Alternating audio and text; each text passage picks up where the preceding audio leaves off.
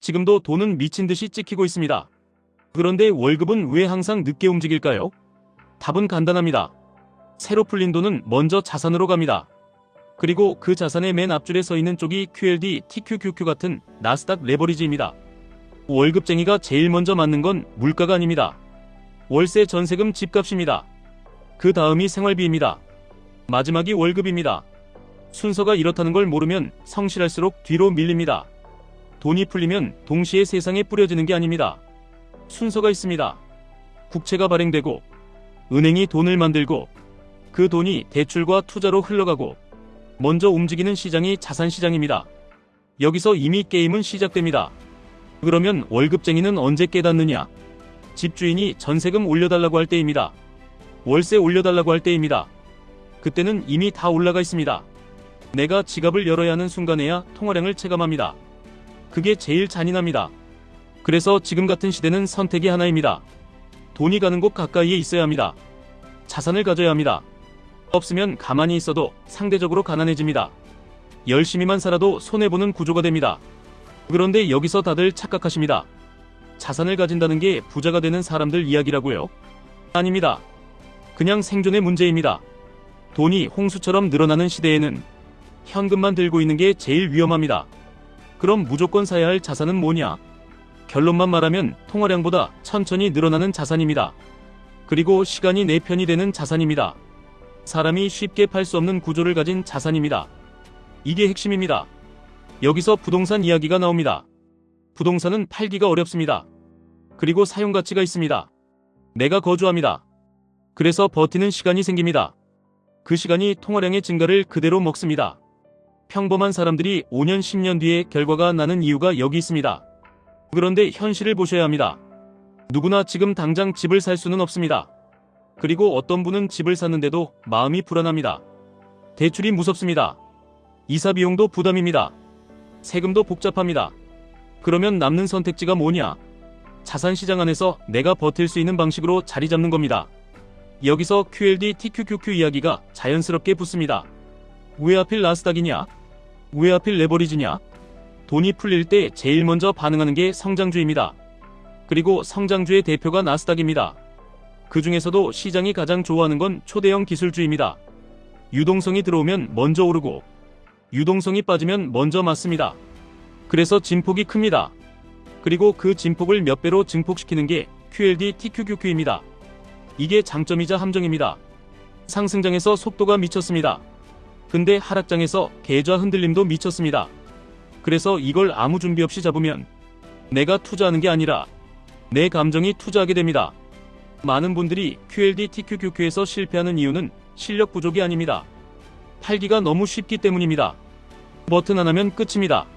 뉴스 한 줄이면 손이 먼저 움직입니다. 옆자리 누가 나스닥 끝났대 라고 말하면 심장이 먼저 반응합니다. 자산에 대한 이해가 없으면, 확신이 없으면 그 순간부터 사람은 9층, 10층에 갇힙니다. 올라가면 팔고 싶고, 내려가면 더 무섭고, 결국 가장 비싼 자리에서 사고 가장 싼 자리에서 팝니다. 그럼 답은 뭐냐? 레버리지는 멘탈 상품입니다. 그래서 룰이 먼저 있어야 합니다. 룰이 없으면 레버리지는 복권이 됩니다. 첫째, 기준 자산을 먼저 잡으셔야 합니다. QLD, TQQQ는 본주가 아닙니다. 기준은 나스닥 본체입니다. 그러니까 QQQ의 흐름을 먼저 보셔야 합니다. 본체가 어디에 있는지 모르면 레버리지는 방향을 더 크게 틀리게 만듭니다. 둘째, 매수는 감정이 아니라 조건으로 하셔야 합니다. 돈이 풀리는 시대라서 올라간다. 이 말만 믿고 뛰어들면 추격 매수의 늪에 빠집니다. 조건을 정해두셔야 합니다.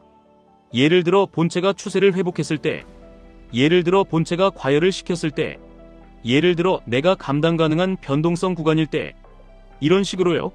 셋째, 분할 매수는 선택이 아니라 생존입니다. QLD, TQQQ는 변동성이 커서 한 번에 맞추는 게임이 아닙니다. 처음부터 전부 넣으면 내가 시장을 이기는 게 아니라 내 심장이 먼저 무너집니다. 그러면 계획이 깨집니다. 계획이 깨지면 손절이 나옵니다. 손절이 나오면 다음 기회에 못 들어갑니다. 넷째, 현금은 비겁함이 아니라 탄약입니다. 레버리지에서 현금이 없으면 조정이 기회가 아니라 재앙이 됩니다. 조정이 왔을 때 살 돈이 있어야 합니다. 그게 진짜 투자자입니다. 다섯째, 목표는 수익률이 아니라 구조입니다. 레버리지로 단기간의 인생 역전. 이런 상상은 달콤합니다. 하지만 시장은 그 상상을 제일 먼저 비용으로 청구합니다. 대신 구조를 만드셔야 합니다. 내가 잠을 자도 버틸 수 있는 구조. 내가 흔들려도 자동으로 움직이는 구조. 그래서 레버리지는 포트폴리오의 일부여야 합니다. 전부가 되면 멘탈이 전부가 됩니다. 여기서 중요한 질문이 하나 나옵니다. 그럼 통화량이 늘어나는 시대에 왜 굳이 변동성 큰 QLD, TQQQ를 해야 하느냐? 이 질문에 대한 대답은 솔직해야 합니다. 필수는 아닙니다. 하지만 선택할 수 있는 이유는 분명합니다. 나스닥은 유동성의 최전선입니다. 세상이 생산성을 올리고, 기술이 비용을 낮추고, 기업이 이익을 키우고, 돈이 그 방향으로 몰릴 때 나스닥이 먼저 반응합니다. 그 흐름을 압축해서 타면 QLD, 더 강하게 타면 TQQQ입니다. 내가 그 속도를 감당할 수 있으면 이 도구는 무기가 됩니다. 감당 못하면 칼날이 됩니다. 그러면 또 이렇게 물으십니다. 지금이 들어가도 되는 자리냐? 지금 자리 맞추기보다 중요한 건 내가 어떤 방식으로 들어갈 거냐입니다. 한 번에 정답을 맞추려는 순간 시장이 내 약점을 이용합니다. 대신 들어가는 방식을 정해두시면 됩니다. 예를 들어 일정 기간을 두고 나눠서, 예를 들어 본체 흐름이 살아있을 때만, 예를 들어 하락이 오면 추가로, 이렇게요. 결국 승부는 타이밍이 아니라 지속성입니다. 또 이렇게 물으십니다. 그럼 집이 먼저냐, QLD, TQQQ가 먼저냐? 정답은 사람마다 다릅니다. 하지만 기준은 하나입니다. 내가 오래 들고 갈 수 있는 쪽이 먼저입니다. 부동산은 사용가치가 있고 강제로 버티게 합니다.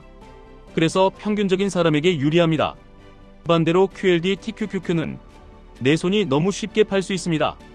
그래서 평균적인 사람에게 불리할 수 있습니다. 그러면 레버리지를 하려면 부동산이 주는 강제력을 내 룰로 대신 만들어야 합니다.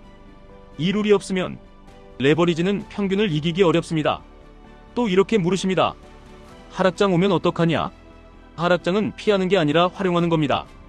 돈이 풀리는 시대라고 해서 항상 직선으로 오르지 않습니다. 중간중간 공포가 옵니다. 그때 패닉셀을 피할 장치가 있어야 합니다. 그래서 분할과 현금과 기준이 필요합니다. 공포는 언제나 뉴스로 옵니다. 하지만 공포는 가격에 먼저 찍힙니다. 가격이 말하는 걸 먼저 들어야 합니다. 그리고 마지막으로 가장 중요한 질문입니다. 나는 왜 계속 비교하면서 흔들리느냐? 돈이 최고인 시대라서 그렇습니다.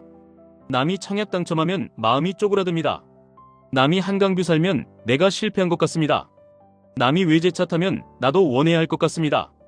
그래서 투자에서 제일 중요한 게 자산이 아니라 기준입니다. 내가 어떤 삶을 원하는지, 내가 무엇을 위해 돈을 모으는지, 이 기준이 없으면 끝이 없습니다. 기준이 없으면 수익이 나도 더 아쉽습니다.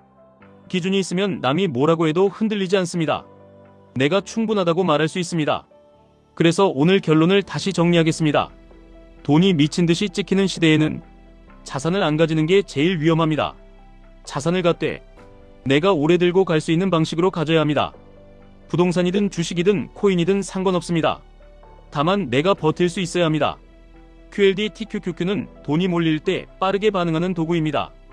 대신 준비 없이 잡으면 내 손이 먼저 팔아버립니다. 그래서 룰이 먼저입니다.